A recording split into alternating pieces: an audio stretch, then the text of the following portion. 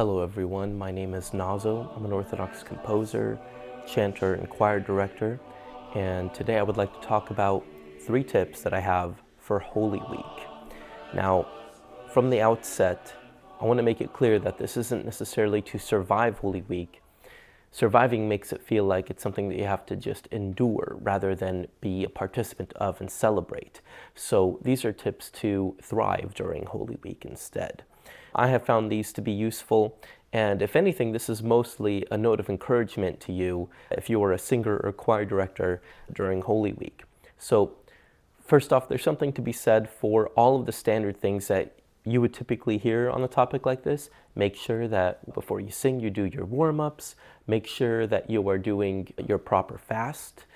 Make sure you're keeping the spirit of the fast in addition to the rule of the fast.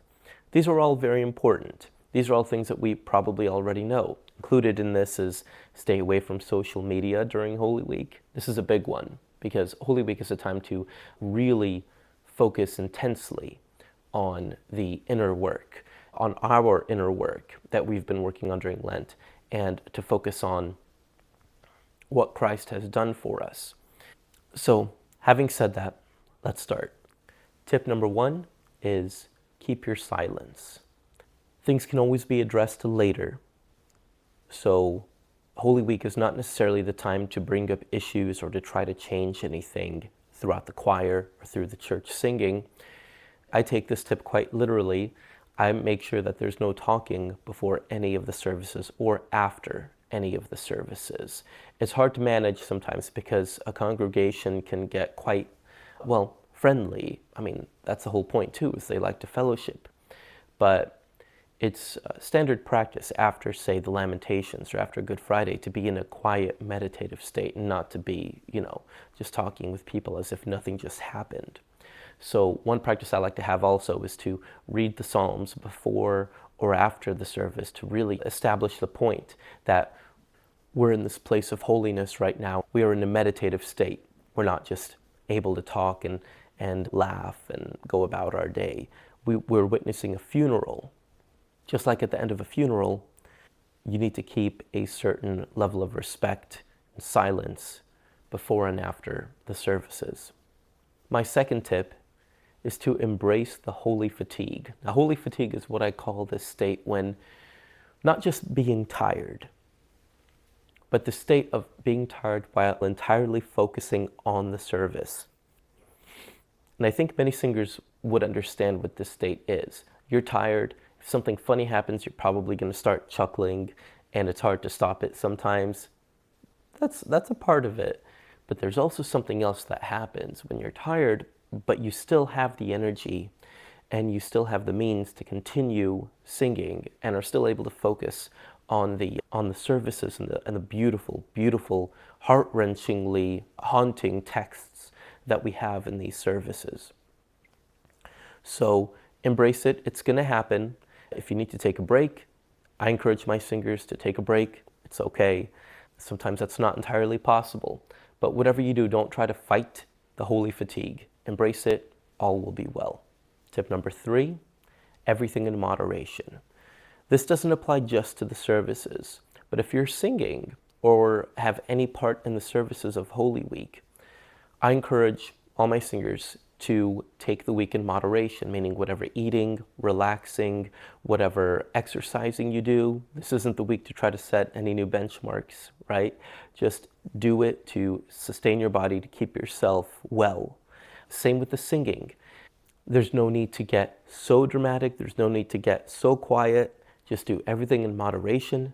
We don't need to make things overly emotional. We don't need to make things on the opposite and extremely stoic. Just in moderation. Say the words of the service and let those words be powerful enough to influence the rest of the congregation, to influence you, to pierce your heart. The words don't really need us. We put music to the words because we love the words, right? We love the texts. We love the poetry of the church. So let the words do their work as much as we can. Get out of the way and just be in a state of equilibrium, of being moderate. Now, there are always other things you can do. It's like I've mentioned before, and this is important, it's incredibly useful to be warming up and be doing even more warm-ups than usual to make sure you're singing the proper vocal technique. I like to have either cough drops or a throat spray available for all my singers, as well as water bottles. You have to be careful of the cough drops. Some singers abuse them, so just watch that. But having said all that, this year, 2026, has been quite a Lent. And from most everybody I've talked to, it's been interesting. We've had these arcs of really deep lows that happen on the exact same day. It's just wild. And then we'll have this moment of just being at peace and this release of emotion all at the exact same time. And many of us seem to be going through it together. And whatever happens for this Holy Week, I think it's best to have the state of moderation, not bracing for the worst, not hoping that our trials are going to go away, just to accept it for whatever it is, to continue to do what the point of Lent is, which is to focus on Christ and the works that He's done for us, to focus on how we can be more Christ-like through our actions, through fasting, through almsgiving, how we can, by taking on this hardship, voluntarily become better people through it to those around us. We don't want to fast and then put on a sour face and be nasty to our families and friends.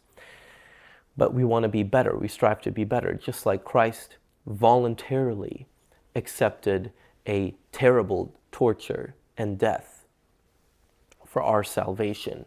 The least we can do is voluntarily accept it so that we can grow closer to Him and perhaps gain a glimpse of the suffering that Christ, both in His humanity and in His godhood, endured, and be able to pass along this salvation to those around us. I pray you all have a beautiful Lent. Thank you for listening. If you're interested, I have a Patreon that allows me to make these videos and allows me to continue to compose Orthodox music, patreon.com/Nazo. God bless you all.